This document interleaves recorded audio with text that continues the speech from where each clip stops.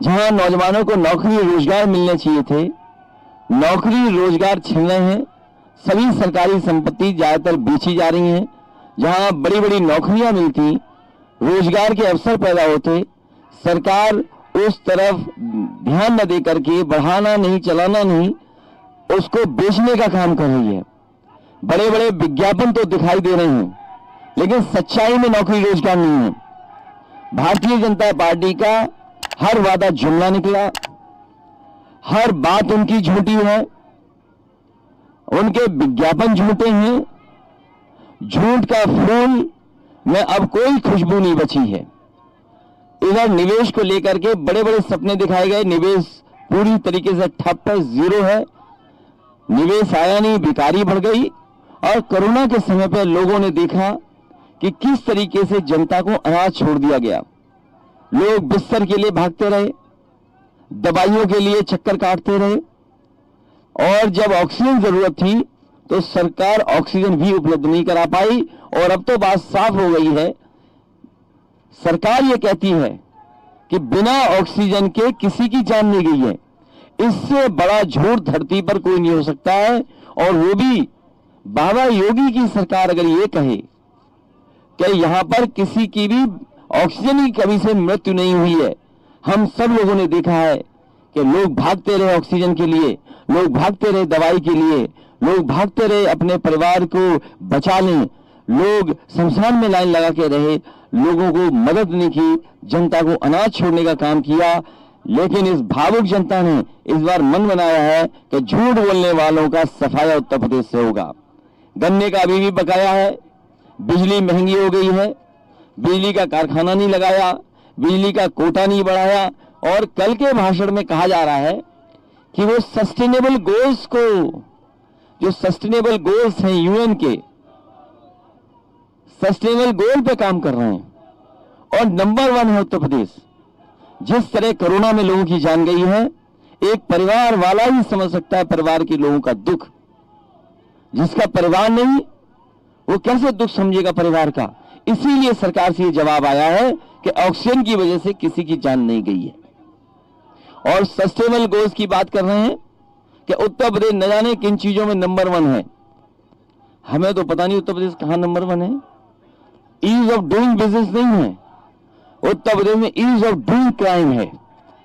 और सड़कों का हाल तो देख लीजिए, 12 घंटे तब होते हैं, सड़क उभर जाती है। अगर उद्घाटन के लिए नारियल लेके जाओ तो नारियल नहीं टूटेगा, सड़क टूट जाएगी। अब भारतीय जनता पार्टी हो सकता है नारियल की जगह टमाटर का इस्तेमाल करे सड़क के उद्घाटन में, क्योंकि नारियल तो टूटेगा नहीं। अगर नारियल से उद्घाटन होगा तो सड़क टूट जाएगी, नारियल नहीं टूटेगा। इसलिए हो सकता है ये रंग बदलने वाली, नाम बदलने वाली उद्घाटन की भी व्यवस्था बदल दे। अब नारियल से उत्तर प्रदेश की सड़कों का उद्घाटन नहीं होगा, टमाटर से उद्घाटन होगा। इनसे ज्यादा झूठ बोलने वाला और झूठ बोलने वाली सरकार नहीं हो सकती है।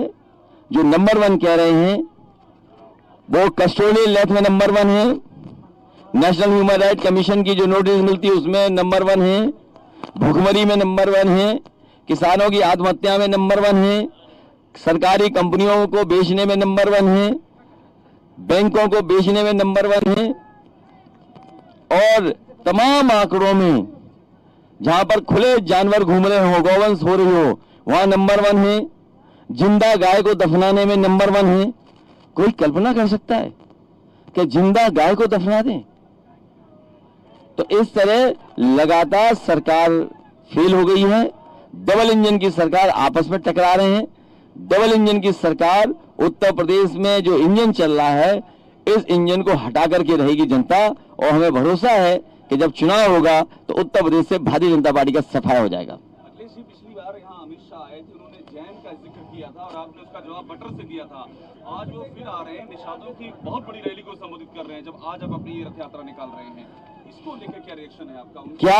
क्या भारतीय जनता पार्टी बेरोजगारी के सवाल पर क्या कहेगी? जिस तरीके से नौकरी छटनी हो रही है उसके बारे में क्या कहेगी? पेपर लीक हो रहे हैं उसके बारे में क्या कहेगी? बेकारी के बारे में क्या कहेगी? भर्ती जो लगातार स्टे हो रही है उसमें क्या कहेगी? 69,000 जो बच्चे हैं जो अभी भी पिछले वर्षों से आंदोलन कर रहे हैं, उसके बारे में क्या कहेगी सरकार? और ईज ऑफ डूइंग क्राइम के बारे में क्या कहेगी? महंगी पढ़ाई के बारे में क्या कहेंगे? ये तमाम सवाल हैं जिनका जवाब भारतीय जनता पार्टी को देना है। और आज जनता को रोजी रोटी की जरूरत है। आज जनता का भरपेट खाना मिल जाए, उन्हें अच्छा पौष्टिक आहार मिल जाए। सवाल ये है, स्कूलों की पढ़ाई बर्बाद कर दी, पूरे स्कूलों की पढ़ाई बर्बाद कर दी सरकार ने, चौपट कर दी पढ़ाई बिल्कुल, स्वास्थ्य सेवाएं बिल्कुल खराब कर दी। जो सरकार झूठ बोलती है उसे क्या उम्मीद करोगे? कह रहे हैं कि सदन में कह रहे हैं कि 2 एक्सप्रेसवे बना के दे दी उन्होंने। भाई पत्रकार साथियों बताओ, बुंदेलखंड एक्सप्रेस में चले मत जाना, गाड़ी नहीं पलटेगी, गाड़ी गड्ढे में चली जाएगी। कह रहे हैं सदन में, कह रहे हैं मुख्यमंत्री जी कि 2 एक्सप्रेसवे दे दिए। इसलिए आज जैम की जरूरत नहीं है। जैम का मैंने बता दिया था आपको, झूठ, अहंकारी और महंगाई का जवाब उनके पास नहीं है। इसलिए एक बार जैम तो कह दिया, उसके बाद भूल गए। ये मंत्री बर्खास्त हों, सरकार हटाए, और मुख्यमंत्री जी का प्रिय, सबसे प्रिय चीज है बुलडोजर। वो कब लेकर के जाएंगे बुलडोजर लखीमपुर, ये बताएं सरकार। अखिलेश जी लगातार 18 तारीख से 28 तारीख तक आप यूपी में रहेंगे, और ये भी लड़ाई बताई जा रही है कि ये लड़ाई अखिलेश वर्सेस मोदी की जा रही है। ये लड़ाई जनता लड़ रही है। उत्तर प्रदेश की जनता बदलाव चाहती है। ये सरकार झूठ बोलने वाली है, उस सरकार को हटाना चाहती है। उत्तर प्रदेश की जनता बदलाव चाहती है, उत्तर प्रदेश की जनता परिवर्तन चाहती है। जो मुख्यमंत्री 4.5 साल में बिजली के कारखाने का नाम नहीं रट पाए, जो टैबलेट नहीं दे पाए, स्मार्टफोन नहीं दे पाए, लैपटॉप नहीं दे पाए, अपने संकल्प पत्र में एक भी चीज पूरी नहीं की, अभी भी दूसरों की मेट्रो चला रहे हैं, दूसरों की मेट्रो को झंडा दिखा रहे हैं, दूसरों के एक्सप्रेसवे को अपना बना रहे हैं। जिला मुख्यालयों को 4 लेन से जोड़ने वाली सड़क कौन सी बना दी? और NHAI में भी भेदभाव हुआ। उत्तर प्रदेश को जितना मिलना चाहिए था पैसा, और प्रदेशों के तुलना में उत्तर प्रदेश को उतना पैसा, उतनी मदद सरकार ने नहीं की है, दिल्ली वाली सरकार ने भी। जी, आप आज एक अलायंस और किया है, उसके बारे में बताएं। और जैसे आप दूसरे अलायंस पार्टनर के साथ रैली कर रहे हैं, उनके साथ भी होगी आगे चल के। मैंने आपसे कहा कि जितने भी क्षेत्रीय दल हैं, कोशिश रही है उनको साथ लाने की।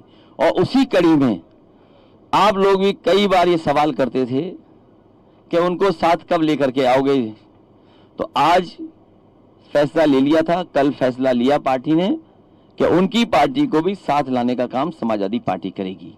आने वाले समय में उनको भी गठबंधन में जगह दी है, उनका भी एक क्षेत्रीय दल है, उनको भी साथ लेकर के आगे चलेंगे। कांग्रेस के गढ़ में अब यह है कि जिस जिस जिले में जिस जिस पार्टी का प्रभाव है, जिस जिस क्षेत्रीय दल का जहां जहां प्रभाव है, वहां वो काम करेंगे और लगातार कार्यक्रम शुरू हो जाएंगे। अखिलेश जी, कांग्रेस के गढ़ में सर आज आप कांग्रेस के प्रति हमेशा समाजवादी पार्टी का जो रुख था सॉफ्ट रहा था, क्या लास्ट टाइम जो प्रियंका जी ने क्रिया की थी, उन्होंने जो बोला था उसके देखिए, ये इतना तैयारी के संग इतने अग्रेसिव आज आप? उत्तर प्रदेश में समाजवादी पार्टी ने लोकसभा की सीटें छोड़ी थी और हमेशा छोड़ते आए हैं, लेकिन विधानसभा हमेशा समाजवादी पार्टी जीतती आई है। तो ये चुनाव विधानसभा का है, और विधानसभा का चुनाव समाजवादी पार्टी पूरी सीटों पे लड़ेगी। ये विधानसभा का चुनाव, ये लोकसभा का चुनाव नहीं है। लोकसभा में परंपरा ये रही है, राजनीतिक हमारा पार्टी का और कांग्रेस पार्टी का इतना शिष्टाचार रहा है कि एक दूसरे के लिए ये सम्मान की और गुंजाइश की जगह रखते हैं। लेकिन विधानसभा समाजवादी पार्टी हमें हमेशा लड़ी है, और यहाँ पर समाजवादी पार्टी की बड़े पैमाने पे जीत हुई थी। आने वाले समय में अपील करने निकला हूं कि 100% समाजवादी पार्टी को यहाँ की जनता जिता दे। कांग्रेस को हट जाना चाहिए, क्या लगता है आपको? ये कांग्रेस का फैसला है, लेकिन लोकसभा में समाजवादी पार्टी मदद करती है, लेकिन विधानसभा चुनाव अपना समाजवादी पार्टी लड़ती है। आपने उनका भाषण नहीं सुना? वो लोहिया जी को याद करने लगे। कम से कम लोहिया जी को तो छोड़ दो, डॉक्टर राममनोहर लोहिया जी को भी याद कर रहे हैं। बताइए, ये वो लोग हैं जो डॉक्टर राममनोहर लोहिया को ना पढ़े हैं, न उनके रास्ते पे चलना चाहते हैं, बाबा साहब भीमराव अम्बेडकर जी, डॉक्टर राममनोहर लोहिया के सिद्धांतों से बहुत दूर लोग हैं। जो दूर लोग हैं, जिन्हें कोई मतलब नहीं उनके सिद्धांतों से, उनके फैसलों से, उनके कार्यक्रमों से, उनके आने वाले समय में जो विजन दे रहे थे उससे कोई मतलब नहीं था। तो बहरूपिया कौन है? बहरूपिया तो वो होता है जो कपड़े बदल करके आता है। कल आपके पड़ोस में आपके पुराने पार्टनर भी रहेंगे, राहुल गांधी का भी प्रोग्राम लगा हुआ है अमेठी में, तो दोनों लोग एक साथ। ये अच्छी बात है कि चुनाव करीब आ गया है, सब लोग अपने अपने क्षेत्र में हैं। चुनाव आ गया है तो किस क्षेत्र में है सब अपने अपने? हर पॉलिटिकल पार्टी अपने कार्यक्रम लेकर के निकली है और कार्यक्रम चला रही है जनता के बीच में, जनता को जोड़ने के लिए, जनता से मदद मांगने के लिए। मुख्यमंत्री ने कल कहा है कि विधानसभा में किसी स्पोर्ट्स का नाम समाजवादी नहीं जानते। क्या मतलब? कोई स्पोर्ट्स का नाम नहीं जानते, उनको स्पोर्ट्स से कोई मतलब नहीं है। अब क्या बताऊं मैं आपको, सच्चाई तो ये है कि बाबा मुख्यमंत्री जी कोई खेल ही नहीं खेलना जानते हैं, केवल झूठ बोलना जानते हैं, जनता को गुमराह करना जानते हैं।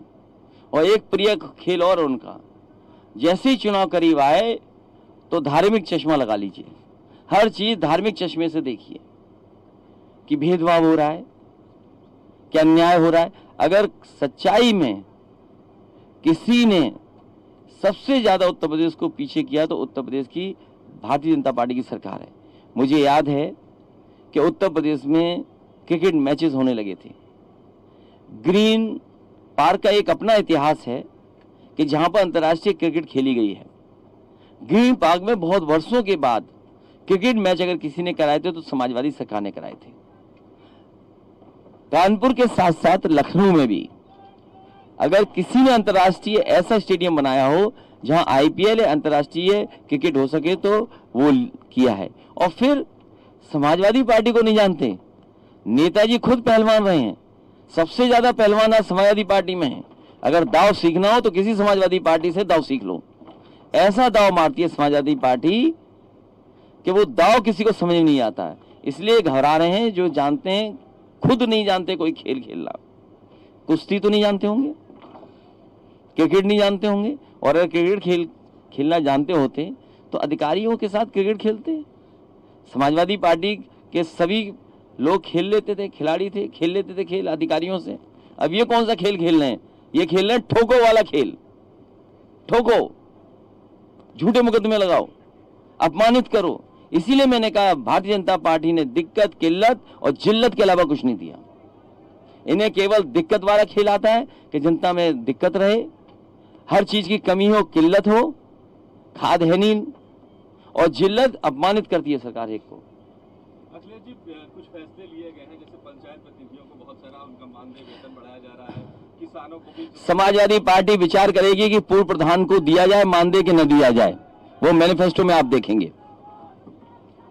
क्योंकि प्रधानों को मिले, ये सिलसिला नेताजी ने बढ़ाया, जब समाजवादी सरकार दोबारा थी तो दोबारा बढ़ाया। समाजवादी पार्टी विचार करेगी कि पूर्व प्रधान है, वो भी तो जनप्रतिनिधि रहे हैं, वो भी तो चुनाव जीते हैं, उसमें भी विचार किया जाएगा।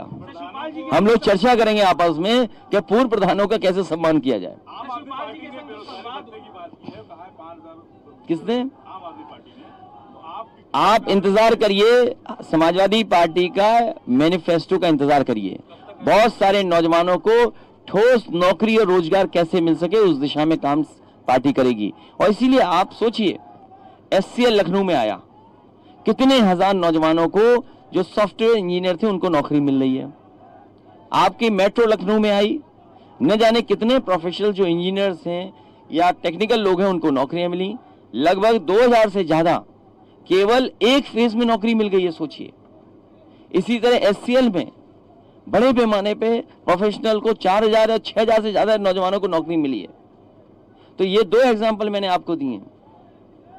शिवपाल जी के संग क्या संवाद हुआ? पूरी चर्चा उसी को लेकर है, गठबंधन पारिवारिक तौर पर है, तो देखिए, क्या ऐसी अपेक्षा हो रही है? समाजवादी पार्टी ने इस बार तभी गठबंधन अनाउंस किया जब सीटों पर चर्चा हो गई, जब सीट कौन कैसी पाएगा, जब वो लगभग बात पूरी हो गई, उसके बाद ही किसी दल के साथ गठबंधन तय किया पार्टी ने। आम आदमी पार्टी के भी नेता आपसे मिले थे, उस दिशा में कुछ अब अब देखेंगे आगे वाले समय में क्या हो सकता है। मैं प्रेस का एक बार फिर आप लोगों का धन्यवाद देता हूं। भारतीय जनता पार्टी ने दिक्कत, किल्लत और जिल्लत के अलावा जनता को कुछ नहीं दिया है। जनता उत्तर प्रदेश की भारतीय जनता पार्टी को हटाने के लिए तैयार है। जनता समाजवादी पार्टी को विकल्प के रूप में देख रही है। आने वाले समय में उत्तर प्रदेश से भारतीय जनता पार्टी का सफाया होगा।